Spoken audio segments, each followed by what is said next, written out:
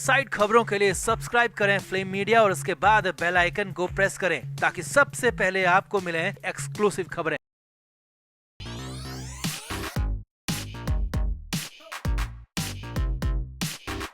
उद्धव ठाकरे दिल्ली दौरे के बाद मुंबई लौट चुके हैं और जो सपना, जो अपनी ख्वाहिश लेकर वो दिल्ली गए थे वो पूरी हो नहीं पाई। यानी कि मुख्यमंत्री फेस पर उद्धव ठाकरे जो दावेदारी कर रहे थे, कांग्रेस के बड़े नेताओं से उस पर सहमति चाहते थे, मंजूरी चाहते थे, लेकिन ऐसा हुआ नहीं और फाइनली ये तय कर लिया गया कि सीएम फेस चुनाव के बाद तय हो गया, मुख्यमंत्री चुनाव के बाद तय होगा। और इसकी अंदर की खबर अब जो निकल कर आ रही है उसमें और भी बड़ी बात है, क्योंकि उद्धव ठाकरे ऐसे ही चित नहीं हुए, बल्कि इसमें नाना पटोले ने उद्धव ठाकरे का काम तमाम कर दिया। बीच मीटिंग में नाना पटोले ने राहुल गांधी को अचानक उठा दिया, अकेले कमरे में लेकर गए और फिर जब दोनों वापस आए तो उसके बाद एक झटके में काम तमाम हो गया। तो दिखाते हैं, आपको बताते हैं सब कुछ। आप भी वीडियो को शेयर करें, कमेंट बॉक्स में अपनी राय जरूर दें।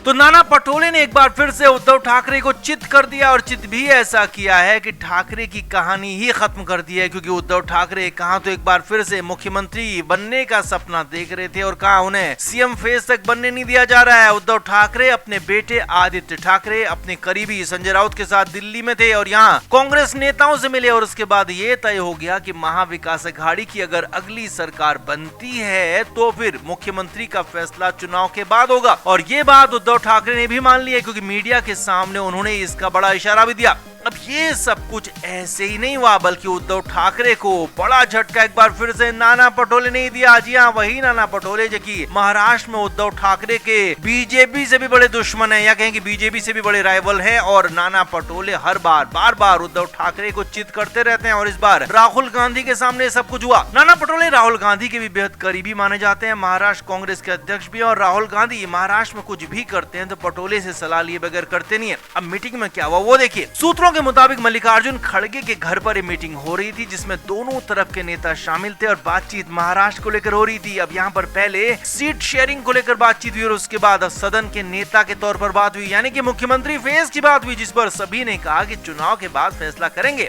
अब सूत्रों के मुताबिक उद्धव ठाकरे की तरफ से संजय राउत ने कहा कि उद्धव जी पहले भी मुख्यमंत्री रहे हैं, लिहाजा हम सभी को उनके चेहरे पर ही चुनाव लड़ना चाहिए और बीजेपी को जवाब देना चाहिए। अब यहाँ पर संजय राउत उद्धव ठाकरे के पक्ष में पूरा सब कुछ एक साथ कर लेना चाहते थे, सब कुछ जोड़ लेना चाहते थे और यहाँ पर बीजेपी का नाम लेकर इमोशनल गेम यहाँ पर संजय राउत ने खेला था। और यहीं पर इसीलिए मल्लिकार्जुन खड़गे जो कि कांग्रेस अध्यक्ष हैं वो बोले कि इसमें अभी जल्दबाजी होगी, इसे लेकर बाद में बात करेंगे। हालांकि उन्होंने यहाँ पर सीधे मुख्यमंत्री पद पर उद्धव ठाकरे की दावेदारी को खारिज नहीं किया था। अब आगे क्या हुआ वो देखिए।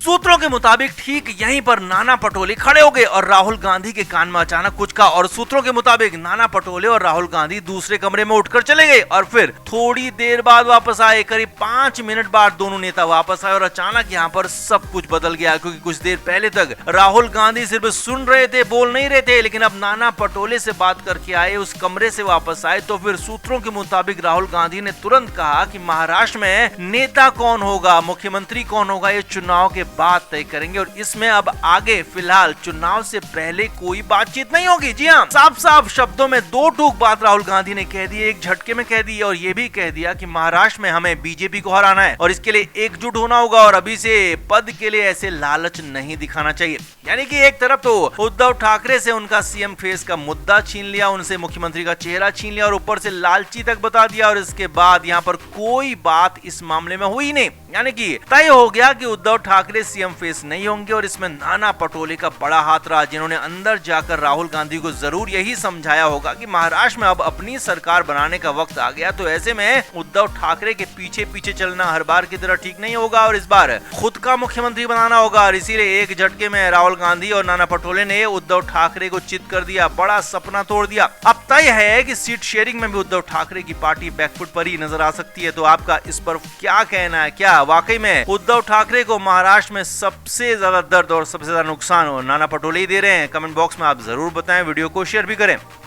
तो दिल्ली में राहुल गांधी और मल्लिकार्जुन खड़गे के साथ फाइनली उद्धव ठाकरे की मुलाकात हो गई। करीब 3 दिन तक नाक रगड़ने के बाद ये मीटिंग हुई और इस मीटिंग के बाद उद्धव ठाकरे का जो बयान आया वो हैरानी भरा है। जी हाँ, उद्धव ठाकरे ने मीटिंग के बाद पूछा मीडिया वालों ने कि क्या आप महाराष्ट्र में महाविकास अघाड़ी के मुख्यमंत्री के चेहरे हैं। तो इस पर उद्धव ठाकरे ने कहा कि ये सवाल मेरे गठबंधन से पूछना होगा, महाविकास अघाड़ी के नेताओं से पूछना होगा। अभी बड़ी बात उद्धव ठाकरे ने कही, यानी कि अब तक जो उद्धव ठाकरे जो संजय राउत बार बार लगातार यही कह रहे थे कि वही महाराष्ट्र में मुख्यमंत्री के चेहरे होंगे, क्योंकि पहले भी वही सीएम रहे और आगे भी वही सीएम रहेंगे। लेकिन अब अचानक इससे वो पीछे हट गए, सीएम फेस से पीछे हट गए और कहने लगे हैं कि गठबंधन के नेता इसमें तय करेंगे। अब ये सब कुछ हुआ एक मीटिंग के बाद, जिस मीटिंग में उद्धव ठाकरे को दो तरफा बांस कर दिया गया। मीटिंग में क्या हुआ वो समझिए। उद्धव ठाकरे के साथ उनके बेटे आदित्य ठाकरे, उनके करीबी संजय राउत भी मीटिंग में शामिल हुए और कांग्रेस की तरफ से राहुल गांधी, मल्लिकार्जुन खड़गे, नाना पटोले मीटिंग में थे और महाराष्ट्र को लेकर ही बातचीत हुई। यहीं पर राहुल गांधी ने सबसे पहले साफ कर दिया कि जो कंडीशन, जो हालात लोकसभा चुनाव से पहले के थे वो अब नहीं चलेंगे, क्योंकि अब हालात पूरी तरह से बदल चुके हैं। लोकसभा चुनाव में कांग्रेस ने काफी कुछ हद तक गेन किया और महाराष्ट्र में कांग्रेस सबसे बड़ी पार्टी और देश में भी कांग्रेस अब सबसे बड़ी विपक्षी पार्टी है। लिहाजा महाराष्ट्र में अब जो उद्धव ठाकरे मनमानी कर रहे थे वो नहीं चलेगी। यहाँ पर साफ साफ संदेश उद्धव ठाकरे को राहुल गांधी ने दे दिया। यहीं पर मल्लिकार्जुन खड़गे ने भी कहा कि अब हम सभी को मान लेना होगा कि कांग्रेस पूरे देश में सबसे बड़ी पार्टी है विपक्ष के नेताओं की और कांग्रेस के नेतृत्व में महाराष्ट्र में भी गठबंधन आगे बढ़ेगा। और यही नहीं,